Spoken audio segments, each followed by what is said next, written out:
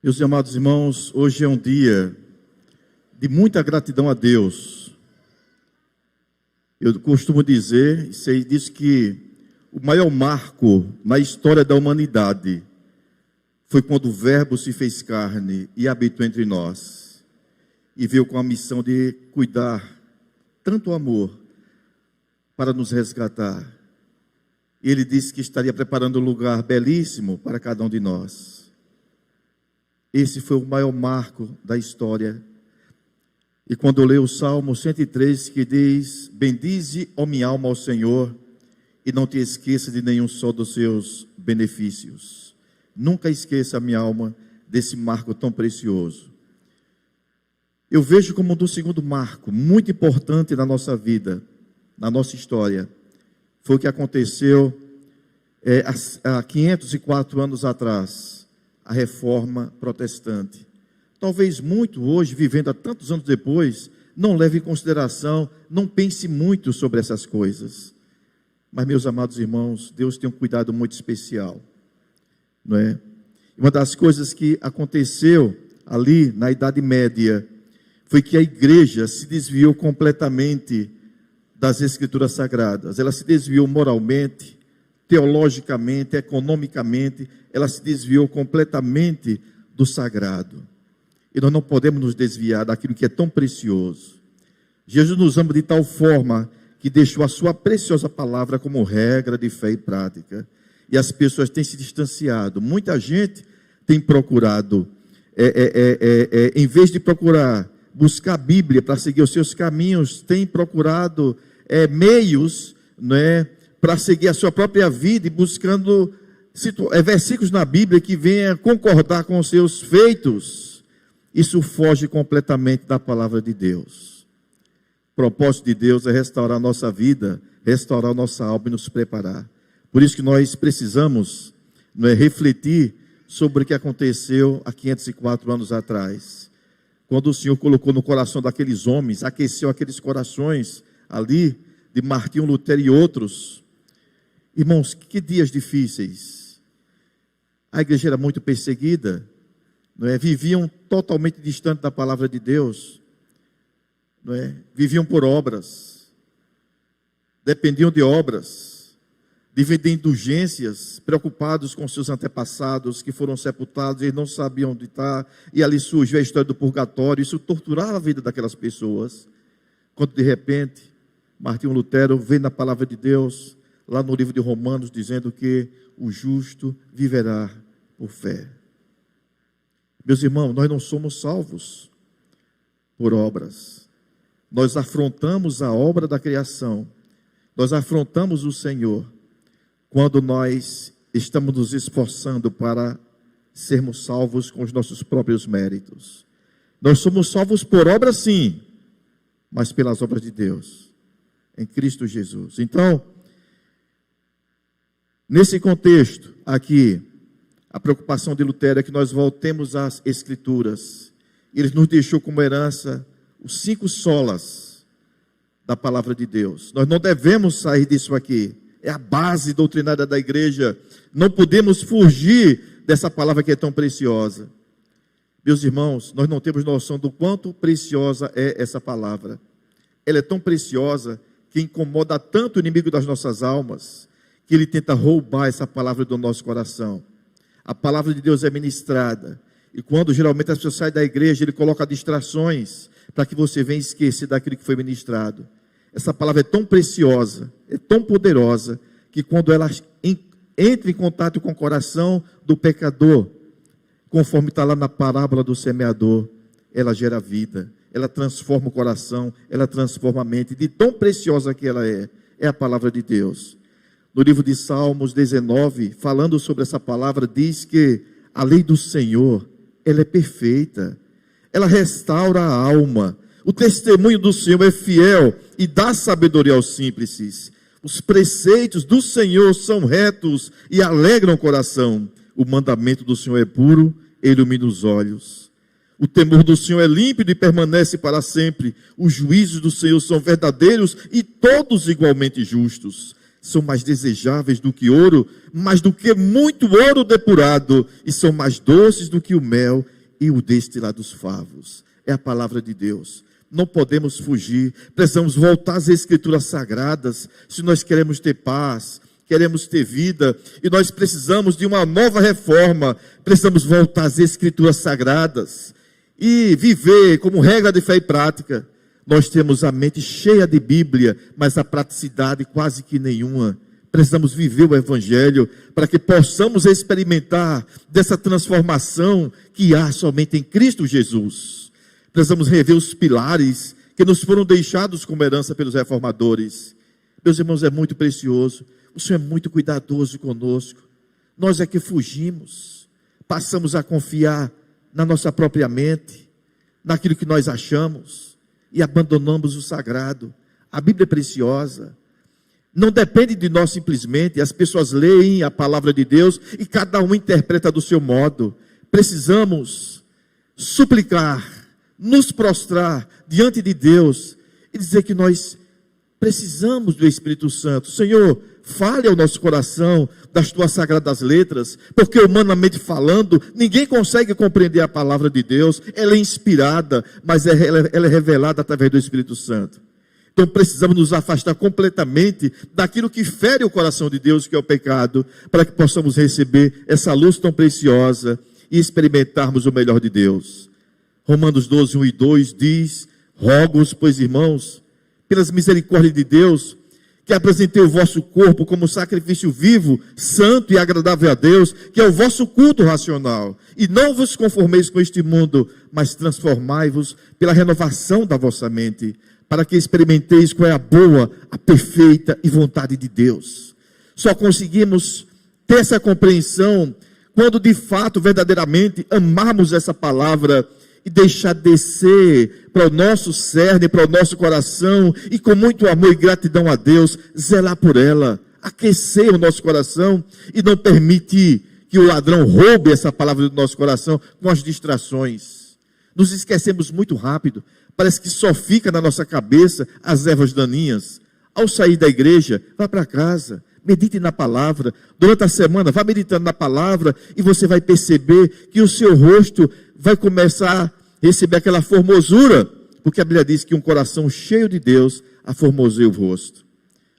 Vemos muitas pessoas falando de paz, mas quando olhamos para o seu rosto, percebemos um rosto atribulado, amedrontado, parece que não está tendo efeito. Essa palavra ela é muito poderosa. Então precisamos voltar com muito apreço, com muita gratidão a Deus, para a sua preciosa palavra, com muito amor, aplicar e desenvolver. Todas as terças-feiras, nós, os pastores, estamos aqui reunidos, aqui os evangelistas, com o propósito de nos relacionar uns com os outros, de percebermos a necessidade uns dos outros, de orar uns pelos outros, de orar pela igreja, de interceder por vocês. Nós necessitamos de ter mais comunhão com Deus e depois com os irmãos. Não podemos fugir dessa ordem. Primeiramente Deus. Se eu não recebo de Deus, eu não tenho o que dar. Simplesmente palavras vazias podem sair, mas nós dependemos completamente de Deus. Ter compromisso com o Senhor, voltar às Escrituras Sagradas, né, com muito afinco, com muito amor, né, e a partir daí estabelecer a comunhão com os irmãos. E nós precisamos de uma nova reforma, porque o mundo tem penetrado completamente nas igrejas. Nós percebemos muitos vazios, muita gente vivendo de qualquer forma. E eu creio que na Idade Média foi o que aconteceu. Foi o que aqueceu o coração dos reformadores. E a minha oração é que Deus prepare homens, levante homens, para que com o coração aquecido venham proclamar verdadeiramente a palavra de Deus.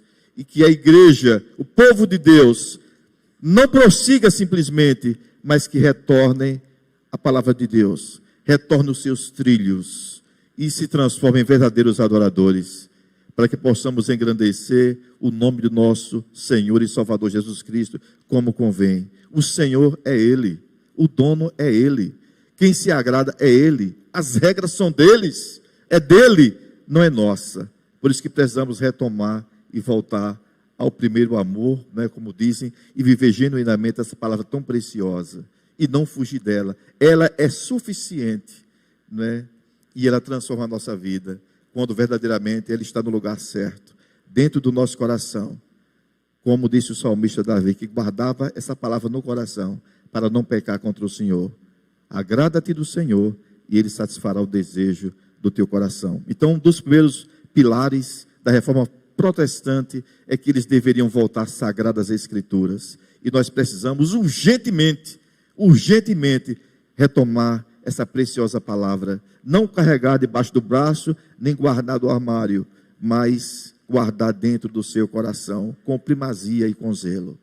Que Deus abençoe os irmãos em nome de Jesus.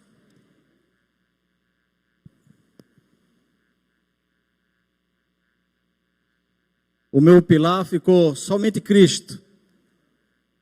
O pastor José falou sobre somente a palavra. Interessante, irmãos, que a reforma, ela não criou doutrinas novas, né? E até eu estava conversando com uma consultora de português, esse termo até reforma, não foi uma coisa que mudou, transformando novo. É para voltar às raízes, voltar aos alicerces, já que estamos falando de reforma, né? Então, o que se pretendeu realmente era que a gente voltasse aos nossos alicerces da fé verdadeira. E uma coisa que foi clara para Lutero, para os irmãos daquela época, é que somente Cristo deveria ser adorado, somente Cristo era o nosso mediador. E aí eu pensei, como é que fica, alguns irmãos também podem ter a ideia de, e o Velho Testamento, né? Como é que os irmãos se salvaram lá?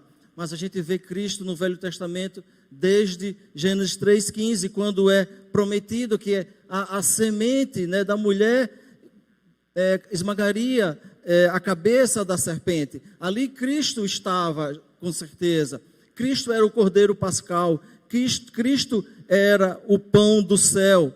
Cristo, ele, em todo, se a gente pegando todo o tabernáculo lá no Êxodo, a gente vê Cristo sendo, né, mostrado como sombra do Cristo que deveria acontecer. E explicando como é que esses irmãos se salvaram lá, a gente vai ver que é o mesmo Cristo que hoje a gente tem como fé, que nos salvou. Ele também salvou Abraão, também salvou Isaac, também salvou Jacó.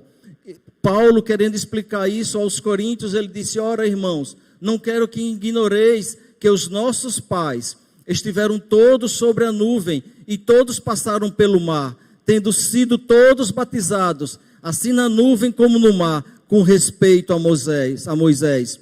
Todos eles comeram de um só manjar espiritual e beberam da mesma fonte espiritual, porque bebiam de uma pedra espiritual que os seguia. E a pedra era Cristo. O que eles estavam seguindo lá era Cristo. Em Colossenses, Paulo repete, Paulo também fala sobre isso. Eu acho que eu deletei de Colossenses, fica para lá. E em Hebreus também diz assim: todos morreram na fé. Tem a galeria, né, capítulo 11 de Hebreus, a galeria da fé. Todos estes morreram na fé, sem ter obtido as promessas, vendo-as, porém, de longe, e saudando e confessando que eram estrangeiros e peregrinos sobre as obras, sobre a terra. Então, esses irmãos lá também, Cristo foi quem os salvou.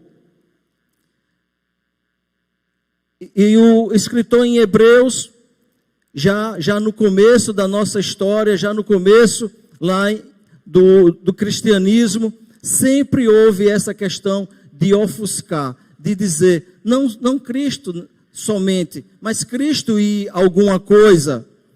E o escritor de Hebreus dizia: não, Cristo é maior do que Moisés, Cristo é superior a Moisés, Cristo é a expressão exata de Deus. Precisou ele escrever sobre isso, porque já tinha uma tendência. Não, vocês se convertem a Cristo, mas vocês precisam continuar no judaísmo. O mesmo aconteceu com os gentios que se converteram. Vocês se convertem ao cristianismo, se converteu a Cristo, depois vinha, olha, você tem que se converter, tudo bem, mas você precisa guardar o sábado, você precisa circuncidar, você precisa isso, você precisa guardar a lua nova, você precisa fazer esse ritual. Sempre essa questão foi uma ameaça no nosso meio, de ofuscar o papel de Cristo. E Paulo escreve: ninguém, pois, vos julgue por causa da comida, ou da bebida, ou de dia de festas, ou lua nova, ou sábado, porque tudo isso tem sido sombra das coisas que deviam de vir, porém, o corpo é de Cristo. Então a ameaça de Cristo ser ofuscado nasceu desde o começo. E o texto principal, se da reforma a gente fala de Romanos 1:7, né? O justo viverá por fé. Talvez para esse pilar de somente Cristo seja o que Pedro falou perante o Sinédrio quando ele estava sendo perseguido por ter feito um milagre. Ele disse: e não há salvação em nenhum outro nome, porque abaixo do céu não existe nenhum outro nome dado entre os homens, pelo qual importa que sejamos salvos. Isso aqui é o pilar do somente Cristo. É base, certamente, se você olhar qualquer texto, qualquer mensagem falando de somente Cristo, alguém vai citar esse texto aqui, que fica bem claro que somente Cristo é o nome pelo qual sejamos salvos. Se a gente passa aí na história, os primeiros 300 anos da nossa igreja, os primeiros 300 anos foram 300 anos de perseguição. Depois a igreja começou a ser contaminada, apareceu o culto a Maria, apareceu a doutrina do purgatório. No ano de 600, o bispo de Roma, Bonifácio, tornou-se universal, virou papa. No ano 600, aí ele teve que fazer uma volta para dizer que Pedro foi o primeiro papa, apesar não termos fundamento bíblico nem histórico que Pedro foi papa, foi bispo em Roma. Pode até usar a carta de Paulo aos Romanos. Paulo escreve aos Romanos, e como é que ele escreveu aos Romanos e não cita em momento nenhum o bispo daquela igreja? Pelo contrário, ele diz bem assim: olha, eu quero ir aí até vocês para a gente compartilhar os dons. Então não tem fundamento nenhum. Também foi introduzida a adoração de imagens, foi introduzido confissão auricular, e quando chega, culmina na reforma, que aparece a figura de Lutero, a venda de indulgências, onde dizia que se você pagasse, os seus pecados seriam perdoados. Você poderia até antecipar, né? Você sabia que vai pecar amanhã, então você já pagava e seu pecado já estava perdoado. E se você tivesse um parente que estivesse no purgatório, você pagava e o dinheiro batia no fundo do cofre e o parente já pegava um jato direto para o céu. E era assim. Aí Lutero foi e disse: não é isso, não é assim. A questão é, irmãos, que nós como igreja, até nós mesmos individualmente, sempre estamos ameaçados a Cristo e mais alguma coisa. É Cristo e a circuncisão, é Cristo e comida. Não, você pode ser cristão, mas você não pode comer isso, você não pode comer aquilo. Tem que ser Cristo, mas você tem que guardar o sábado. Tem que ser Cristo, mas você tem que ter boas obras, senão você não se salva. Tem que ser Cristo, mas tem que ter penitência, tem que ter promessa. Tem que ser Cristo, mas tem que ser São João, São José. Tem que ser Cristo, mas também tem que ser Maria passando na frente. Tem que ser Cristo, tem que ser meu partido, tem que ser meu político. E tem que ser Cristo, mas eu. E que estamos caminhando que não precisa nem de Cristo para entrar nos céus. Mas os reformadores disseram: não, somente Jesus, somente Cristo, porque somente por meio dele o universo se formou. Somente ele é a expressão exata de Deus. Somente ele morreu pelos nossos pecados. Somente ele está sentado à direita do Pai, intercedendo por nós neste momento. Somente ele voltará em glória e resgatará a sua igreja. Que Deus abençoe.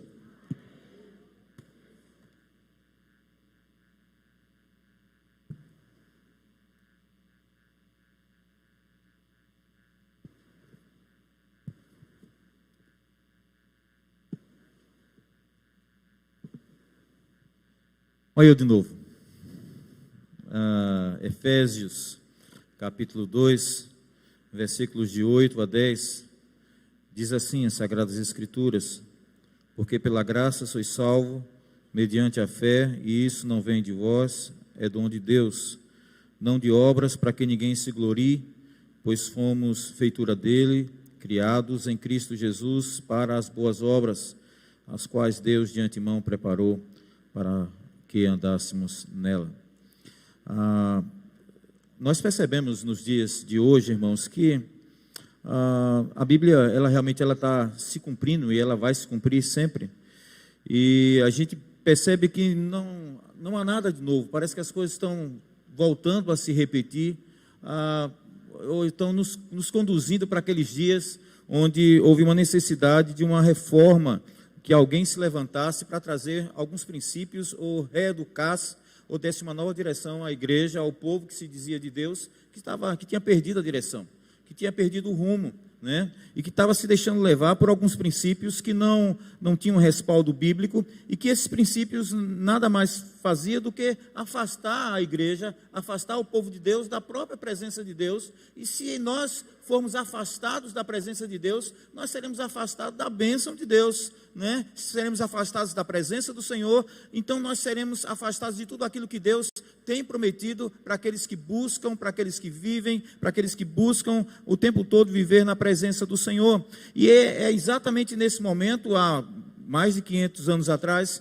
que surge a necessidade de um homem de Deus se levantar e trazer esse princípio, tentando mostrar para a igreja, e esse princípio precisa ainda hoje ser trabalhado, que é a necessidade de nós entendermos que somente a salvação vem pela fé.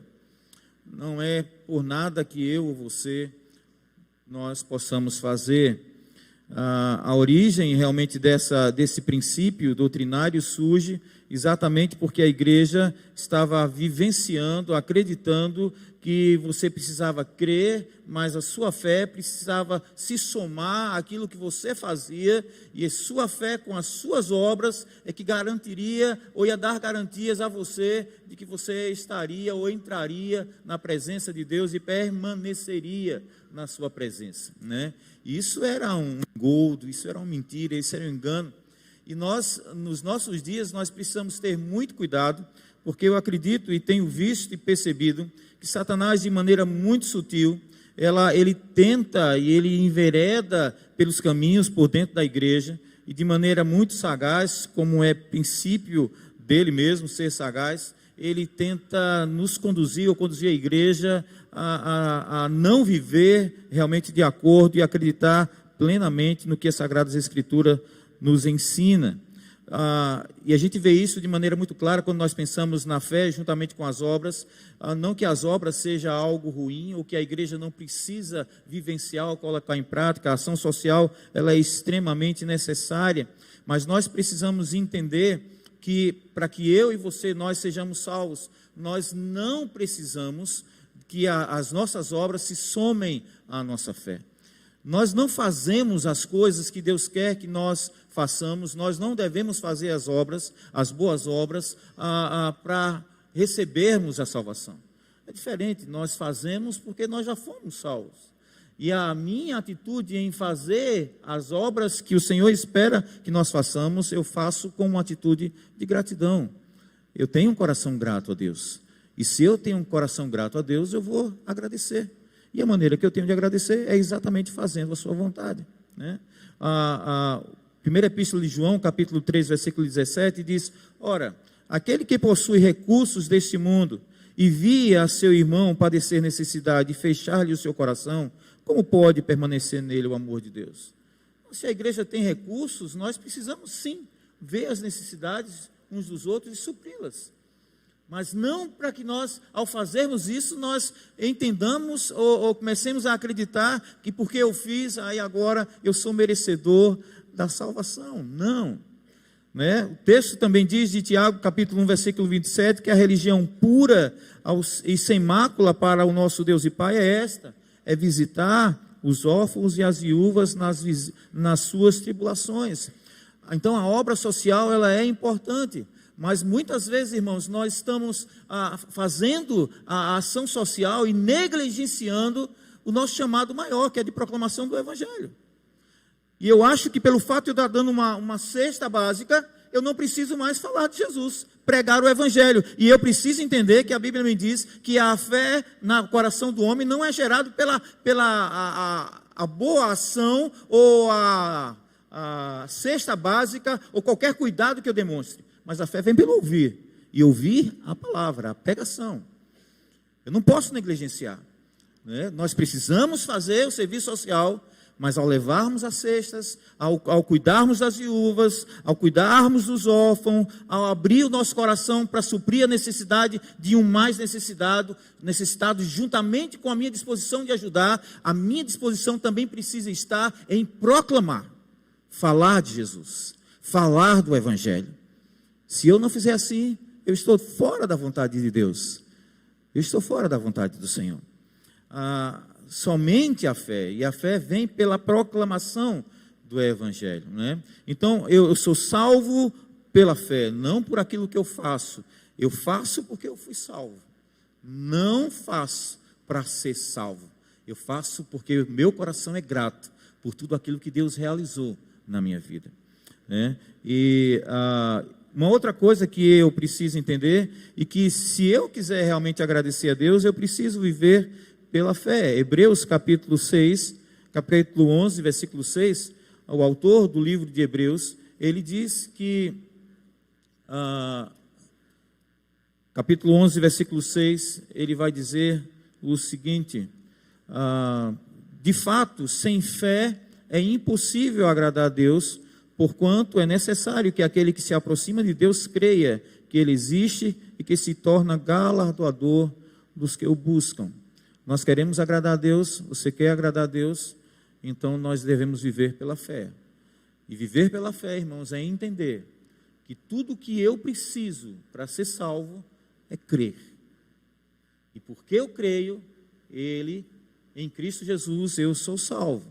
E porque eu sou salvo, aí sim, eu vou ter um coração aquecido, um coração quebrantado, um coração motivado a fazer as boas obras, a desprender aquilo que eu tenho e dividir com o outro, para que não haja necessidades no meio do corpo de Cristo, e nós vamos fazer todo o trabalho social. Mas, se eu fizer toda a obra social, pensando que pelo fato de eu estar fazendo essas coisas, eu posso ter garantida a minha salvação, eu estou vivendo enganado.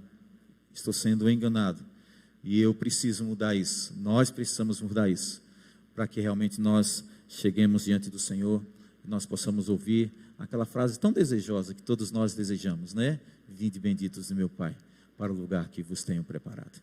Então, é pela fé, não é pelo que nós fazemos, é pelo que Cristo fez. Aceite o que Ele fez, tenha um coração grato, e dê continuidade a essa obra, né? Tenha um coração amoroso e disposto a servir, e assim com certeza nós estaremos vivendo o Evangelho. Deus abençoe vocês.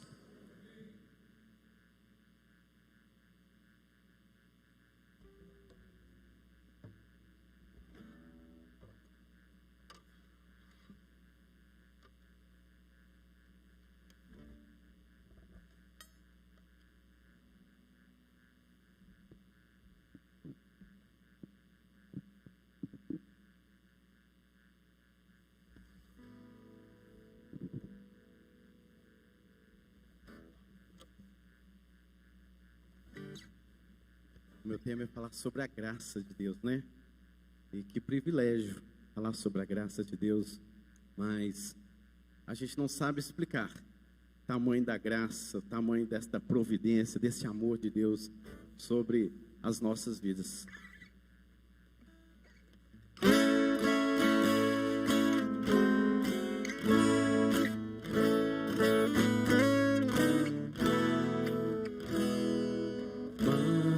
Maravilhosa graça, maior que o meu pecado,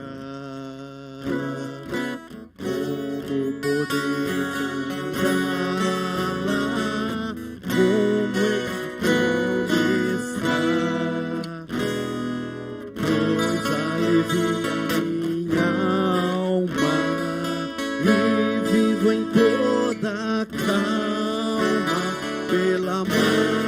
maravilhosa graça de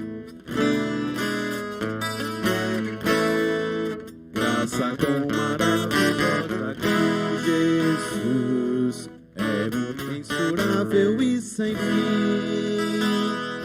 É maravilhosa, é tão grandiosa, é suficiente para mim.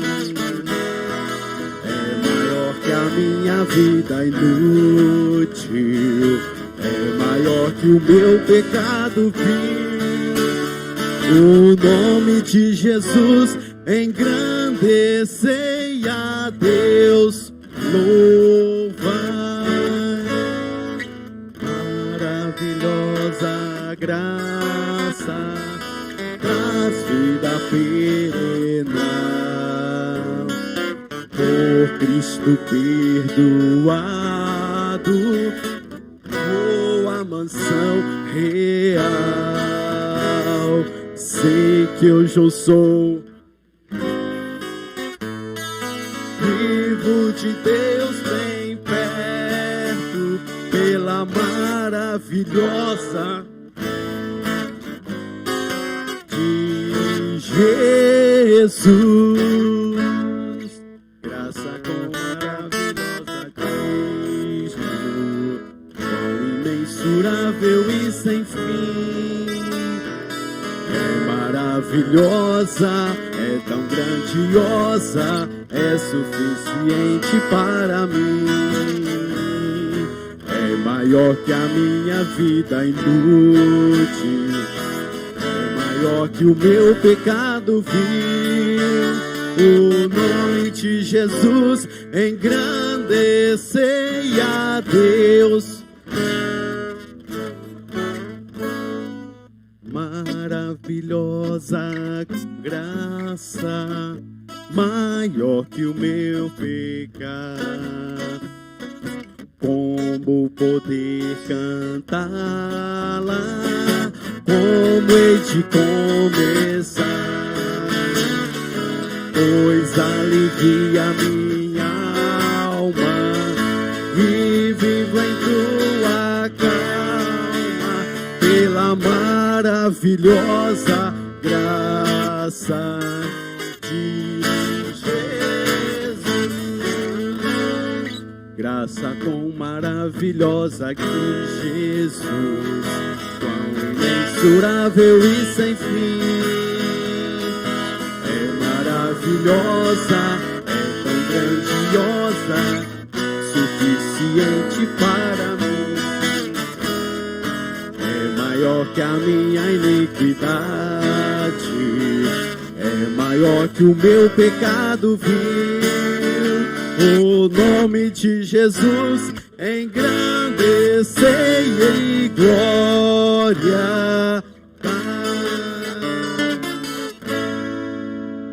Graça é isso, essa maravilhosa graça, pela qual nós não entendemos, mas nós vivemos nela. Todo dia a graça do Senhor está sobre nós.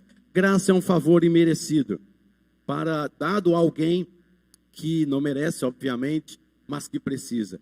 Jesus olhou para nós com um olhar de graça, Queridos, nós não merecemos nada, nós não merecemos o ar que respiramos, nós não merecemos a roupa que vestimos, a família que temos, esta igreja linda que temos, nós não merecemos absolutamente nada.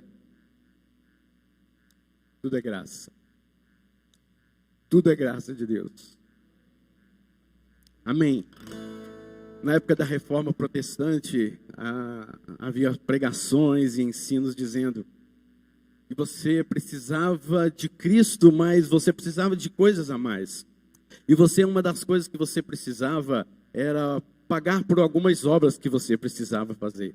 Você tinha que colocar moedas num gasofilácio e dizem o Tetzel, que foi um dos grandes semeadores desta heresia, de que no momento em que a moeda caía no fundo daquele gasofilácio, uma alma havia sido levada do purgatório para o céu. Queridos, que negação, que história triste essa história da nossa igreja. Como pôde negar o sacrifício de Cristo? Como pôde negar a graça de Deus? Nós somos salvos pela graça, não por nada visto em nós, não por nada visto em mim, porque eu sou pecador, eu não mereço nada, mas só a graça de Deus me basta. A graça de Deus, querido, te basta. E é por isso que nós podemos cantar assim: maravilhosa graça, maior que o meu pecado, pois alivia.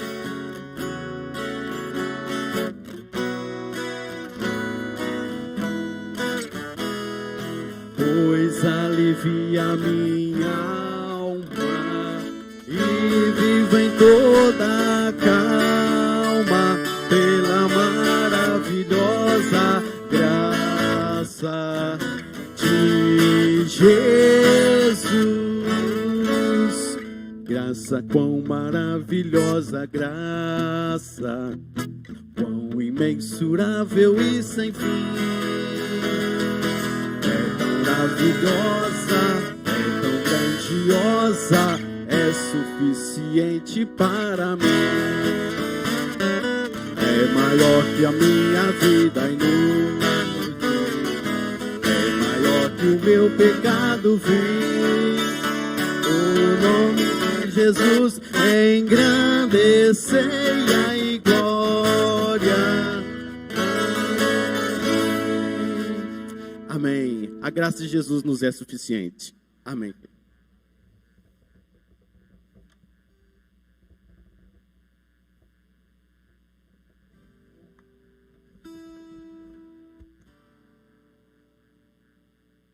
A mim me coube falar sobre o quinto sola. Sola porque elas foram escritas em latim, primeiro, 150 anos depois da Reforma, em decorrência da cruel contra-reforma, fruto do Concílio de Trento, onde a Igreja de Roma perseguiu terrivelmente os reformados. Basta lembrar que na noite chamada de São Bartolomeu, no dia 24 de agosto de 1572, os filhos do Concílio de Trento, os contra a reforma, os da Inquisição, em Paris, cercaram e dizimaram milhares de huguenotes, como eram chamados os protestantes calvinistas na França. Na noite de São Bartolomeu está registrado na história universal que o sangue dos huguenotes corriam pelas ruas como água nas sarjetas. 150 anos depois, então, cristãos reformados, logo após aquele momento inicial dos puritanos, eles resolveram, em concílio, escrever uma declaração. E nessa declaração continha esses 5 pontos fundamentais que os nossos pastores, presbíteros, falaram nesta noite. Estamos falando. E, repito, como foi escrito em latim, a denominação ficou na história. Solus Christo, né? Sola Escritura, solus Christo, sola gratia, sola fide, sola Deo gloria. Eles estabeleceram somente pela fé, somente pela graça, somente Cristo, somente a Escritura, somente a glória de Deus. Então, como disse, a mim me coube falar sobre a glória de Deus. A Bíblia diz em Romanos capítulo 11, versículo 36, e você conhece esse texto. Porque dele, por meio dele e para ele são todas as coisas, a ele, pois, a glória eternamente. A Bíblia diz que Deus nos formou no ventre da nossa mãe e nos trouxe à luz para o louvor da sua glória. O problema é que a igreja, romanizando-se, como disse Rui Barbosa, tornou-se elemento deletério, cuja fermentação corrompe e destrói a sociedade. Isso, como bem falou o presbítero Francisco, desde que no século VI a igreja resolveu estabelecer um primado em Roma e declarar que a partir de então havia um sucessor de Pedro e denominado Papa até hoje. Heresia das heresias.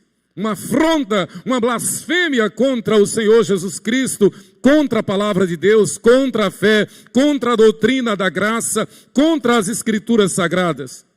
Então, quando Rui Barbosa, no início do século XX, disse: o cristianismo romanizando-se tornou-se elemento deletério, cuja fermentação gasta e decompõe a sociedade, ele estava exatamente replicando o pensamento que os reformadores tiveram. O apóstolo Paulo, então, no principal livro doutrinário da Bíblia, ele diz: olha, tudo é para a glória de Deus. Você é professor, seja para a glória de Deus. Você é sapateiro, seja para a glória de Deus. Você é auxiliar de serviços gerais, seja o que for, faça tudo para a glória de Deus. O casamento é para a glória de Deus. A criação de filhos é para a glória de Deus. A disciplina dos filhos é para a glória de Deus. A disciplina na igreja é para a glória de Deus. Tudo para a glória de Deus. A roupa que nós vestimos deve ser para a glória de Deus, não para a nossa glória, não para a nossa vaidade, não para a ostentação, mas para a glória de Deus somente. A pergunta número 1 do breve catecismo de Westminster diz e responde: qual é o fim principal do homem? O fim principal do homem é glorificar a Deus e alegrar-se nele para sempre. A graça do Senhor nos basta. Ao ser humano, desde a sua criação, o Senhor Deus, o eterno Criador, nos deu duas opções somente: glorificar a Deus ou não.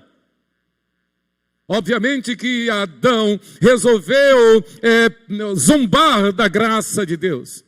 E então a humanidade perdeu ali no Éden, Gênesis capítulo 3, a possibilidade do livre-arbítrio. O livre-arbítrio não existe. A partir do pecado de Adão, o homem tornou-se escravo. Melhor, o homem morreu nos seus delitos e pecados. Santo Agostinho, um dos pais da igreja, disse: inquieto está o nosso coração, enquanto não repousar em ti somente. Enquanto nosso coração não repousar no Senhor, na glória do Senhor, o homem estará sempre inquieto. Os reformadores protestantes entenderam perfeitamente a mensagem de que uma das principais marcas da igreja e do crente fiel é viver somente para glorificar a Deus. A tese número 62 que Martinho Lutero afixou no dia 31 de outubro na porta da Catedral do Castelo de Wittenberg. A tese número 62 diz o seguinte: o verdadeiro e precioso tesouro da igreja é o santo evangelho da glória e da graça de Deus. Porque então a igreja ostentava, como ainda hoje, as suas riquezas, os seus templos, as suas catedrais. E o que levou principalmente Tetzel a sair vendendo indulgências não foi outro fator senão a ostentação para a construção da Capela Sistina da Catedral de São Pedro em Roma. A igreja apóstata buscava e busca sempre a glória para si ou para os seus ídolos. Então, em Romanos capítulo 11, versículo 36, o apóstolo Paulo, com 3 preposições, declara Deus, Criador e Salvador, como sendo a fonte, o meio e o objetivo da nossa salvação. A nossa salvação não é para nos dar um status quo. A nossa salvação não é para garantir uma tradição. A nossa salvação não é simplesmente para nos livrar do medo da morte. A nossa salvação não é para dar um consolo fútil, um consolo bobo às pessoas que já partiram. Não. A nossa salvação é para a glória de Deus. A nossa salvação é para o que o Senhor Deus seja testificado a cada momento na nossa vida, para que as pessoas, como diz o apóstolo Paulo, olhando para nós, vejam a beleza de Cristo em nós, vejam Cristo em nós, a esperança da glória, e as pessoas, vendo a glória do Senhor em nós, desejem, aspirem ter esta fé salvadora, confiar em Cristo somente, viver somente pela graça, viver a palavra de Deus, as Escrituras Sagradas. A fonte, ele prometeu e providenciou a salvação. Roma vendia e vende a salvação.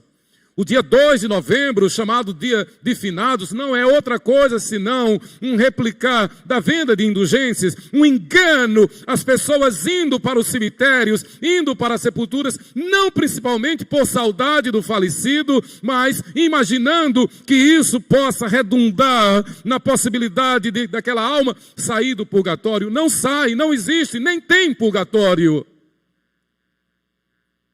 A vida nossa deve ser para a glória de Deus somente. Então a fonte é Cristo. O meio que Paulo fala aqui, porque dele, por ele, por meio dele, o meio é que ele se fez homem e veio habitar entre nós em Cristo para salvar os que creem. Roma oferecia outros meios de salvação, como muito bem falou o presbítero Francisco. O objetivo, ele garante aos fiéis a entrada em sua glória celestial por toda a eternidade. Roma aprisiona o povo no purgatório. O povo vivia afastado de Deus. Através da reforma protestante, o povo teve a oportunidade, e até hoje, com a reforma, houve a Declaração Universal dos Direitos do Homem. Com a reforma, veio o espírito de liberdade. É fruto da reforma a liberdade, igualdade e fraternidade. É fruto da reforma a abolição da escravatura em todo o mundo civilizado. C.S. Lewis, comentando este ponto, este quinto sola Deo Gloria, ele disse: se encontro em mim um desejo que nenhuma experiência deste mundo pode satisfazer, a explicação mais provável é a de que eu fui criado para um outro mundo, para a glória de Deus somente. C.S. Lewis. Fomos criados para a glória de Deus somente, hoje e eternamente. No dia 20 de abril de 1996, a Aliança de Evangélicos Confessionais dos Estados Unidos da América, em Cambridge, Massachusetts, reafirmou os 5 solas da reforma. E a quinta tese da Declaração de Cambridge diz: reafirmamos que, como a salvação é de Deus e realizada por Deus, ela é para a glória de Deus somente, e devemos glorificá-lo sempre. Devemos viver nossa vida inteira perante a face de Deus, sob a autoridade de Deus e para a glória de Deus somente. Negamos que possamos apropriadamente glorificar a Deus se o nosso culto for confundido com entretenimento, se negligenciarmos ou a lei ou o evangelho em nossa pregação, como bem falaram meus antecessores. Ou se permitirmos que o afeiçoamento próprio, a autoestima e a autorrealização se tornem opções alternativas ao Evangelho. Em dias quando vemos um movimento de teologia da prosperidade, em dias em que vemos pregadores, pastores de seus púlpitos trocarem a pregação, a genuína pregação do Evangelho por mensagens de autoajuda, por mensagens de valorização do homem, do ego, nós, mais do que nunca, como igreja reformada, precisamos anunciar a todos que os que fomos chamados para viver, não para nossa autossatisfação, mas para a glória de Deus somente. Que Deus nos abençoe.